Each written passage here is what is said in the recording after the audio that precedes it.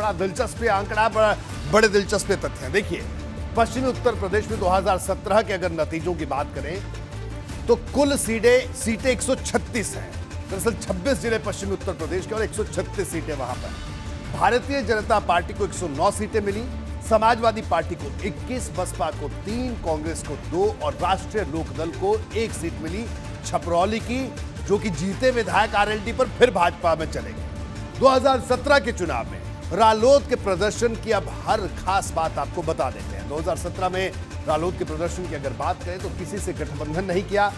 284 seat पर चुनाव लड़ा, 1.78% वोट मिले, 0.55% की गिरावट आई। एक सीट पर जीत दर्ज की, 8 सीट की गिरावट आई, क्योंकि 12 की बात करें तो 9 सीटें जीती थी। कुल 15,45,811 वोट आरएलडी को मिले थे 2017 के विधानसभा चुनाव में। पश्चिमी उत्तर प्रदेश में इस बार भाजपा के लिए कामयाबी को दोहराना साग के सवाल की तरह है। ऐसा कैसे, अब आपको यह भी बता देते हैं।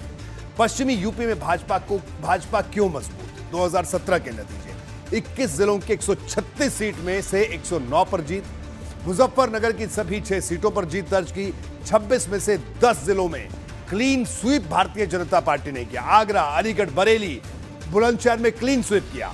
एटा, गौतम बुद्ध नगर, गाजियाबाद की सभी सीटें जीती। कासगंज, मुजफ्फरनगर, पीलीभीत की सभी सीटें जीती।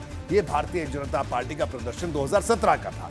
तो ऐसे में बीजेपी के सामने इस प्रदर्शन को दोहराना, लेकिन 2017 से लेकर 2022 तक मैं इतना आपको बता दूं कि यमुना में पानी काफी बह गया है और अब पश्चिमी उत्तर प्रदेश के आंकड़े, पश्चिमी उत्तर प्रदेश की सियासत और यहां की सियासी जो सरजमी है उसमें भी बदलाव आया है।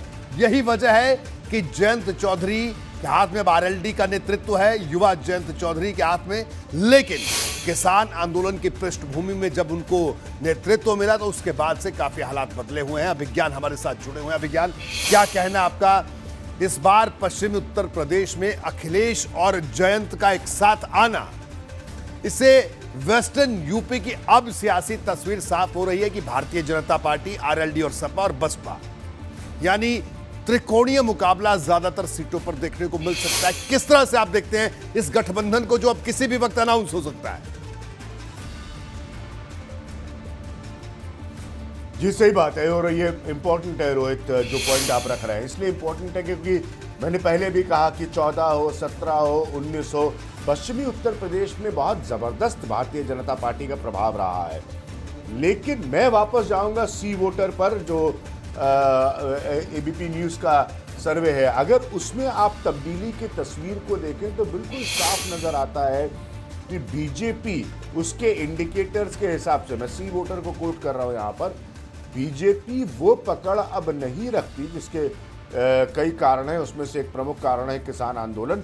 जो पकड़ उसके पास 2014 में थी, 17 में थी, 19 में थी, अगर वो ये पकड़ नहीं रखती तो वो नेचुरली एक स्पेस क्रिएट करती है, एक जगह बनाती है जयंत चौधरी के लिए। अखिलेश यादव का बहुत बड़ा स्टेक जो है पिछले कुछ सालों की राजनीति में नहीं रहा है पश्चिमी उत्तर प्रदेश में। लेकिन मैं बहुत अच्छे से अजीत सिंह जी को जानता था, जयंत चौधरी के पिता, बहुत उनके साथ उन इलाकों में यात्रा की है।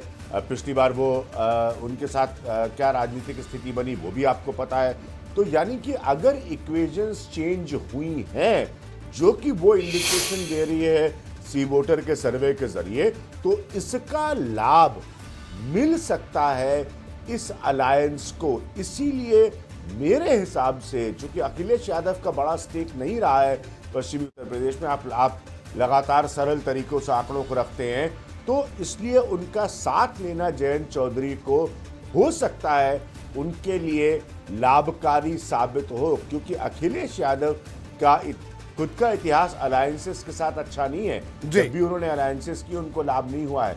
लेकिन ये स्थिति में तब्दीली चूंकि आती हुई नजर आ रही है, तो हो सकता है उनको ये लाभ हासिल हो। और अगर ऐसा नहीं होता तो एक बिल्कुल अलग स्थिति बनेगी। लेकिन अगर भारतीय जनता पार्टी की पकड़ वहां पर, जैसा कि वो इंडिकेशन लास्ट सर्वे से नजर आ रहा था, वो कमजोर हुई है, तो ये एक स्पेस मिलती है जयंत चौधरी को, जिसका फायदा अखिलेश यादव और जयंत चौधरी एक दूसरे के साथ मिलकर म्यूचुअली एक दूसरे को दे सकते हैं। बिल्कुल। अभी जान आप हमारे साथ बने रहिए। तो अखिलेश यादव और